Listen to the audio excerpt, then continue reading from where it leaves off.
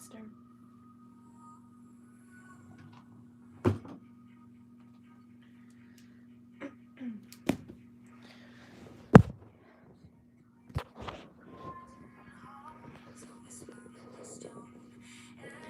Hi!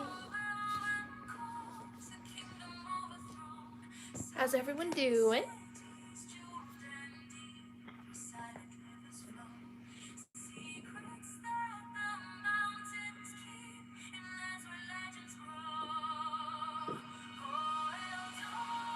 Hope everyone's doing well.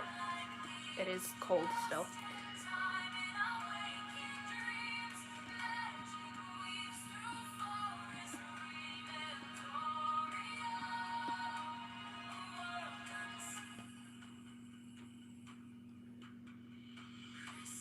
Hi. The cat just woke up. I'm doing good. Hi, welcome in. Yeah. Wow, that is hot. Hope everyone's doing well.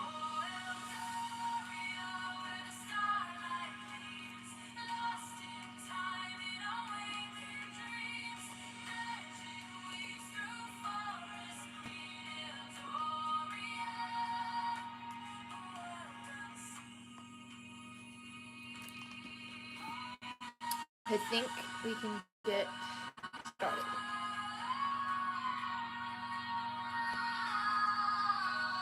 Gotta turn this off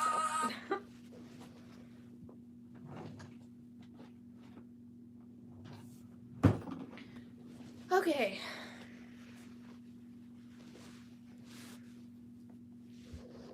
Hi, welcome in.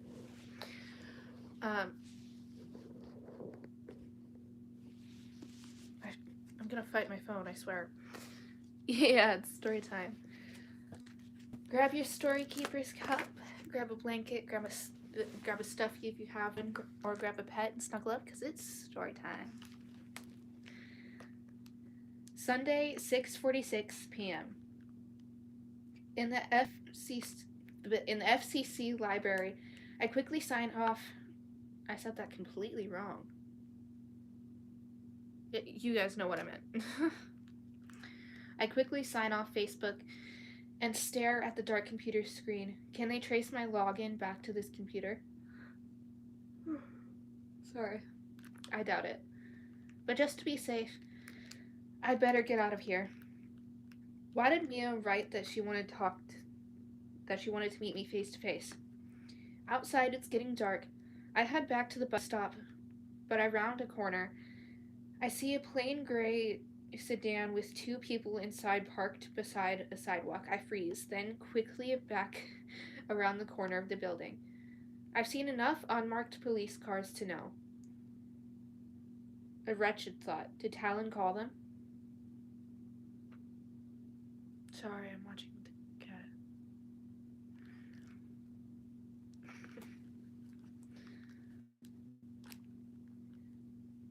I double back the way I came and walk half a dozen blocks to the next bus stop, then watch carefully from across the street until I see the bus coming.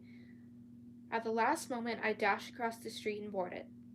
By the time I get back to Soundview, it's dark.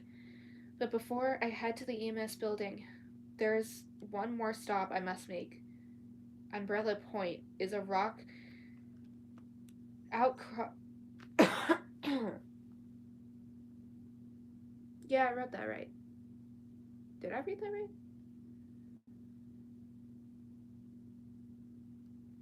We'll go with it. At the end of the small park that runs along the water in the part of town known as Manor Mounted. There's a gray cat at my door, sorry. Rocks is an umbrella made of wood and shingles. On almost every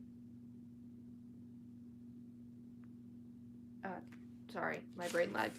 Participation free day, when the temperature reaches 45 and there aren't the gale force winds, Mom takes Dad down in his wheelchair. Who's texting me now?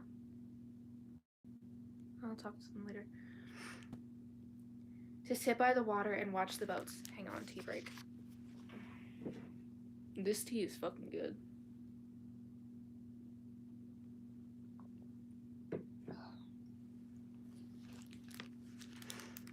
Anyway.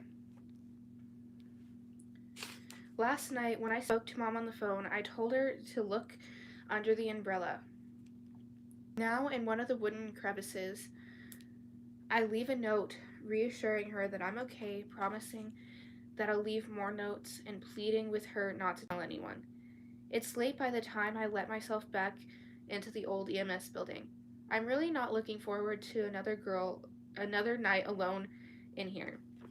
I don't know why I said girl. That was the wrong word. Because I skipped a line. Duh. And knowing the name of the boy who may have caused a huge rift between Catherine and Dakota isn't enough to make me feel encouraged, but it's all I've got. My God. Sitting on the cold floor of the dark, abandoned building, I flip open my phone and turn it on.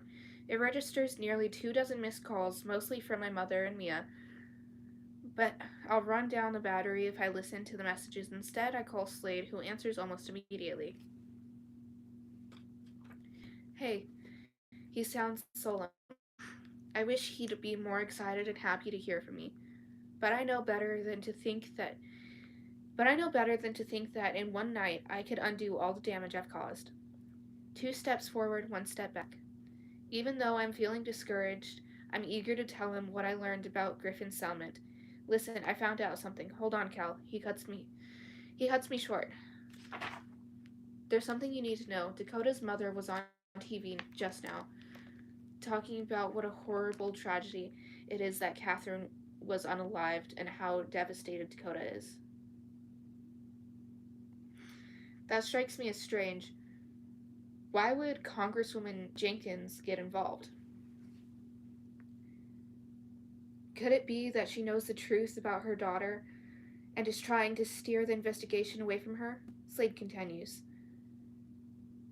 They showed a photo of you again, the one with you kneeling over her with the knife in your hand. He's still talking, but I'm no longer listening, focused on what he's... no longer focused on what he's saying. I added a word there, sorry. Hi, welcome in. The scanner has stopped scanning and is locked on one frequency, 1029. A female voice says urgently, the old EMS building on Palmer. All patrol vehicles in the vicinity, code 2. Repeat, all vehicles 1029, code 2. The old EMS building on Palmer. Again, it feels so weird saying these, like, on a live. I can do it in a video. It just feels... It's different saying some phrases on a live, I guess. Bravo 511, got it 10-4. A male voice replies. Bravo 516, yeah, I read that. 10-4, radio is another male voice.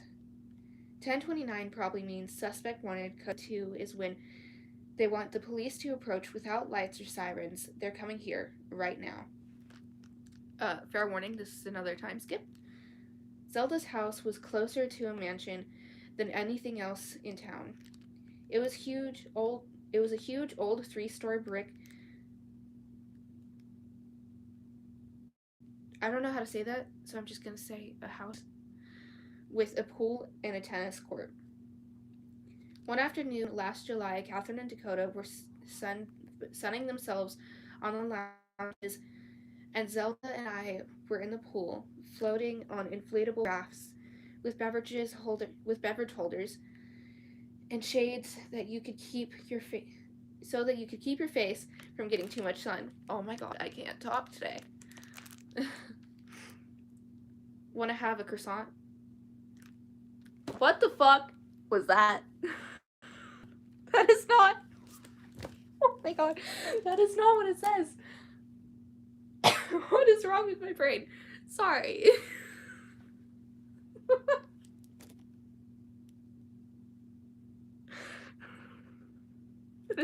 completely different word. Anyway. I'm doing this much later than I normally do, so bear with me, please. I want to have a concert. Oh my god, contest, not concert.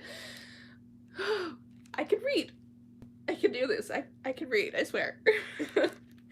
Zelda asks, who can hold her breath longer? Okay, I said. We slid off the rafts and into the cool, clear water. Zelda turned to Dakota. Time us? Dakota reached for her phone and flipped it open. Ready, set, go. Zelda and I both ducked under the surface, unlike the town pools. This water didn't burn your eyes. We stayed down, holding the chrome bars to keep us from floating, our lips pressed together and our hair swirling around us. I could feel my heart thumping and my lungs begging to hurt. What? No, that's not beginning. Oh my god. At almost the same moment, Zelda and I let some air out of our mouth and grinned at each other as the silver bubbles reached the surface.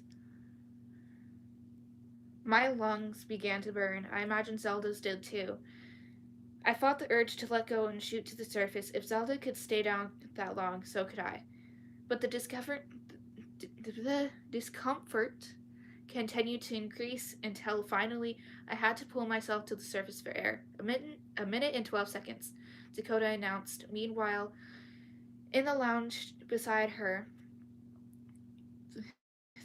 Catherine had her phone pressed to her ear, and Zelda was still beneath the surface. A minute and 20 seconds, Dakota said. 10 seconds later, she said 30. Hold on, Catherine said to whoever she was speaking to. What is wrong with me tonight? She leaned forward curiously on her lounge and looked down at Zelda. A minute 40, Dakota announced.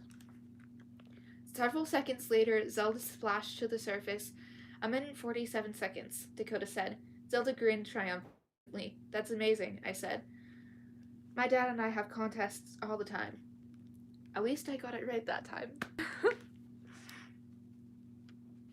Thank you. Okay, where was I?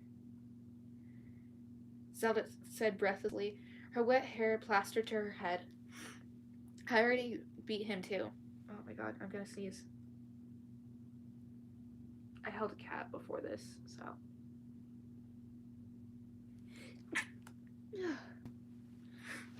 Okay. Sorry. I'll call you back, Catherine said into the phone and snapped it shut. What's the longest you stayed under? A little over 2 minutes, Zelda answered. Catherine pointed out her phone. You know who that was? Mia. She wanted to know what we were doing. What did you tell her? Dakota asked. Catherine smiled and flipped open her phone. I think I'm going to invite her over. And that, my beautiful raindrops, is the end of chapter 18. We had some hiccups, but it's much later than I normally do this, so.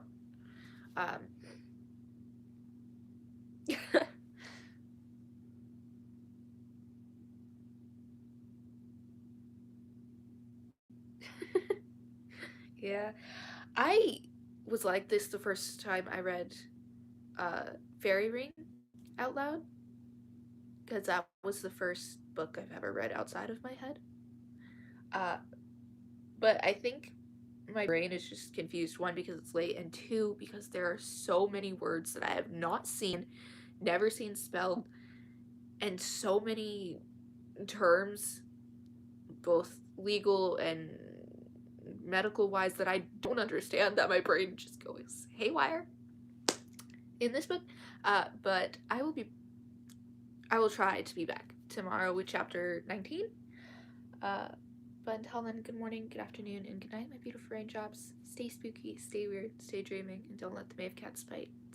And please, please, please tell me your thoughts and theories on this book in the comments.